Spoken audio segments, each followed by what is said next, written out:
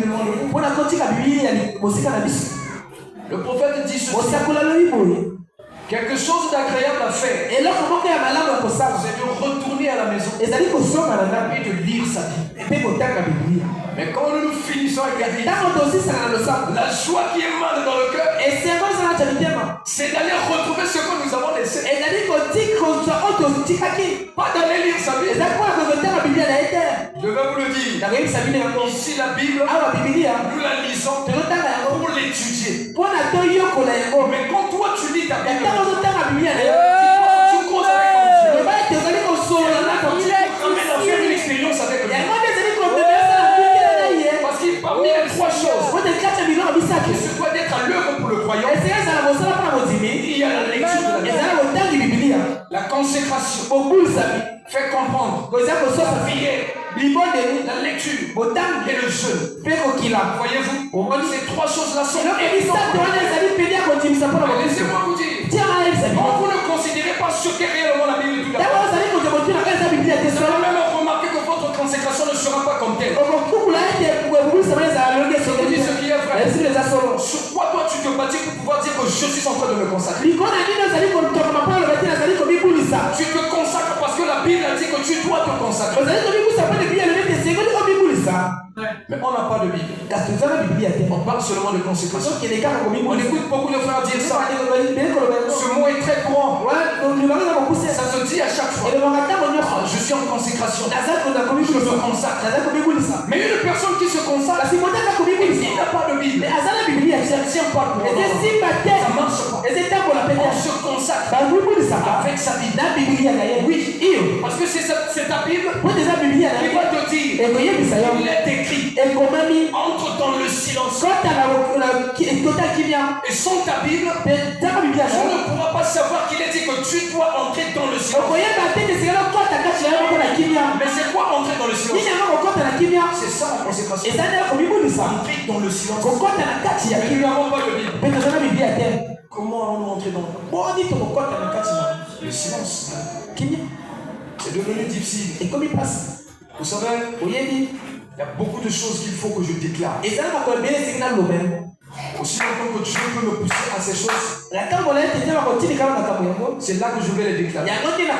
Parce que quand on est du haut de la chaîne, on ne fait le plaisir d'aucune personne. On est son propre plaisir. On ne fait même pas son propre plaisir. La parole qui sort, ça vient comme ça, ça retourne comme ça. Cette épée-là, elle est flamboyante.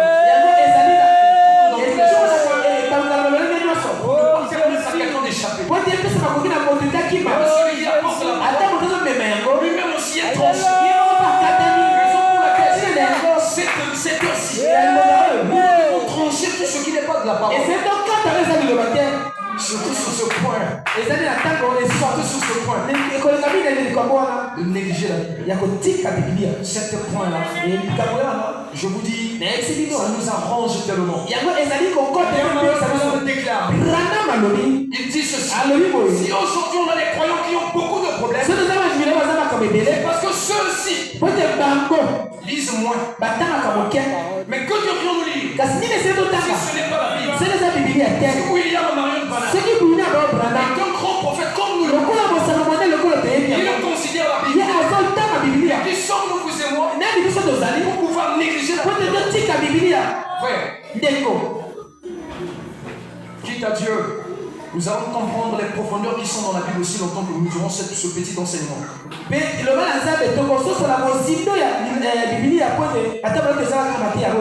Et c'est là que chacun apportera néanmoins sa Bible à l'église. Et il y aura des pères qui achèteront aussi des Bibles qui laisseront à leur maison. Raison pour laquelle quand on regarde quand même, quand on considère même les enfants de l'école, ils n'ont pas de Bible. Et comment est-ce que l'enfant va voir la Bible? Si le parent lui-même n'a pas de Bible, ça peut pas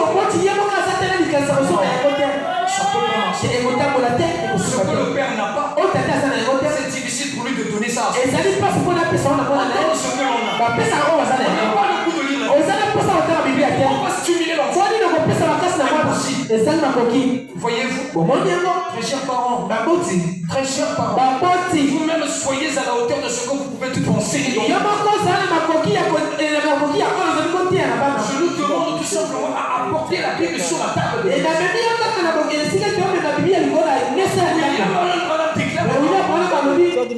Il y a eu des temps où la Bible se considérait sur la table. Mais regardez nos tables dans la maison.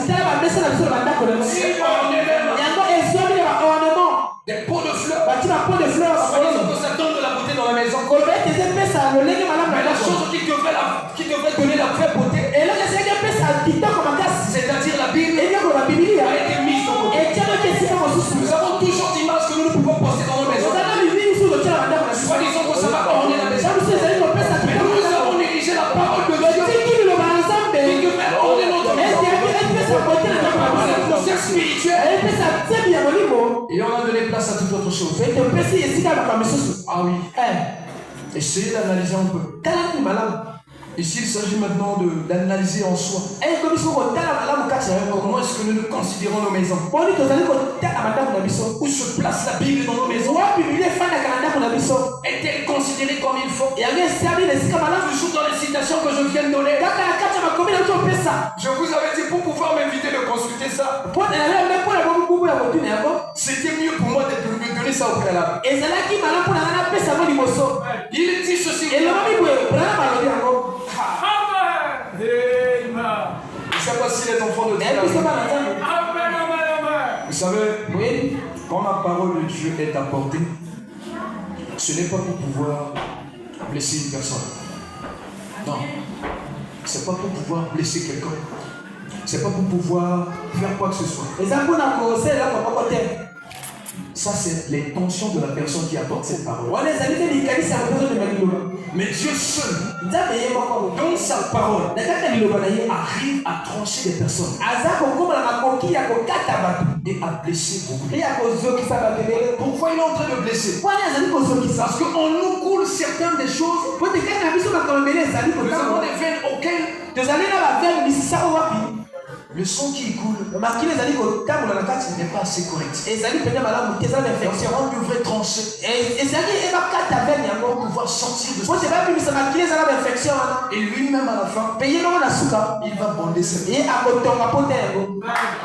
Donc, si tu trouves qu'il y a de ces choses qui t'ont tranché, t'inquiète pas, cette même personne qui t'a tranché, c'est à lui aussi de te bander. Donc ne vous inquiétez pas si vous êtes tranché. Soyez plutôt calme et paisible. Lui seul va apporter les pansements nécessaires. Très chers parents, comment considérons-nous la Bible dans nos maisons? Comment nous la considérons? Est-ce juste? Est-ce juste un livre que l'on peut lire une histoire? Beaucoup croient que la Bible c'est juste un livre d'histoire. Oui. Si tu trouves que c'est juste un livre pour pouvoir lire des histoires, ça ne dérange pas. Lis ces histoires-là. Lis ces histoires-là aux enfants. Ça les aidera. Ça les aidera. Ne négligez pas la simplicité de la Bible. Parce que si on va considérer les témoignages que cette Bible apporte, les témoignages que la Bible en elle seule apporte sont trop nombreux. Sont trop nombreux. Très chers parents, reconsidérons la Bible dans nos maisons. Je ne sais pas s'il y a des parents qui achètent du journal pour pouvoir lire du journal. Il y a de ces parents, combien de fois ils ont eu à acheter des manuels pour les enfants qui partent à l'école? Des livres au programme. Des fois l'enfant va revenir pour dire papa, on nous a demandé tel et tel livre. C'est pas mauvais. Ça, c'est l'école qui a demandé. Ah ben oui. Si le moniteur ne vous l'avait pas dit, vos enfants ont besoin des Bibles. Les Kodim, l'église de Dieu leur a demandé la Bible. Ça, c'est un livre qui est au programme pour eux. Mais laissez-moi vous dire, quand nous partons à l'école, chaque année, le programme change. On doit encore acheter. Mais je vous dis, avec le programme spirituel de Dieu, la Bible est un programme qui a l'actualité. Ça ne changera jamais. L'enfant pourra revenir pour dire que papa, ma Bible est gâtée. Ou soit usée. Mais jamais il ne reviendra pour pouvoir vous dire que non, ma Bible est expirée. Il ne vous dira jamais que ma Bible n'est plus au programme. Parce que c'est un livre qui est toujours d'actualité. Mettons-nous à jour. Sur cette version d'application, nous sommes tous périmés. Il faudrait que l'on se mette à jour. Mettons-nous à jour.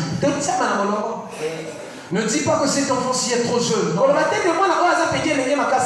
Quand on a choisi ceux qui devraient partir au ciel et ceux qui devraient partir en enfer, on n'a pas choisi s'il y aura des petits ou des grands. Qui peut me dire si cet enfant-ci partira au ciel ou en enfer? Beaucoup d'entre nous ont dit que non, ma bébé va quitter le cadeau là, c'est faux. Si on dit que tous les bébés devraient partir au ciel, ça c'est faux. C'est pas tous les bébés qui partent au ciel. Il y a d'autres bébés qui ont été destinés pour l'enfer.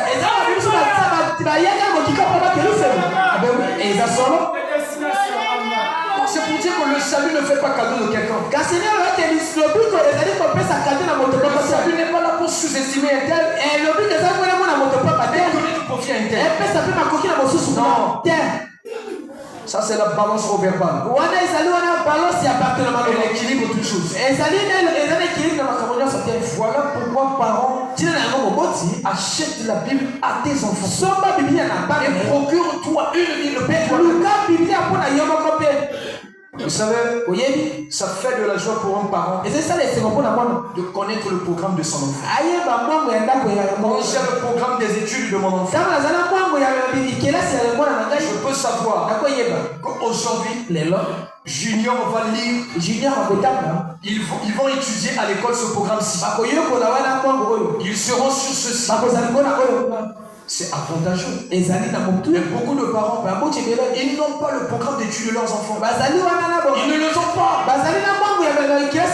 Ils s'en foutent même. Ça, c'est pas leur affaire. Ah, là, ça peut tirer. Tous les jours, dans ce PC, chaque fois, je lui donne le foufou. Ça suffit pas. Ça suffit pas. Laissons le temps. Nous allons comprendre.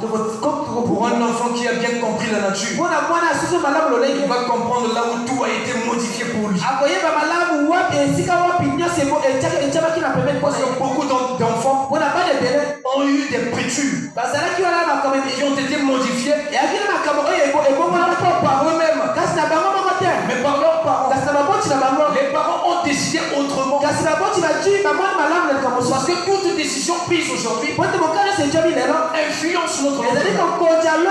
Mais les décisions que vous et nous avons prises inconsciemment vont influencer nos enfants. Quelles sont ces décisions? Moi, je considère l'unique, c'est de ne pas lire la Bible. C'est de ne pas considérer la Bible. C'est de mettre la Bible au premier.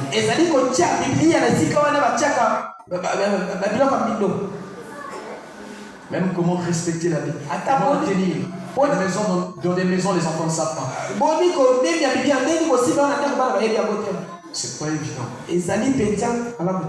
Je me dis, ce sont des choses très primaires. Très primaires. Normalement, quand on devrait revenir sur quelque chose, comme un enseignement, elle devrait nous parler d'autre chose. Pas que des situations primaires comme celle-ci. Mais comme dit le prophète, il n'est pas avantageux pour nous de considérer les équations au moment où même notre ABC nous ne connaissons pas. S'il nous faut considérer toute une vie pour comprendre notre ABC, Dieu viendra nous croiser là.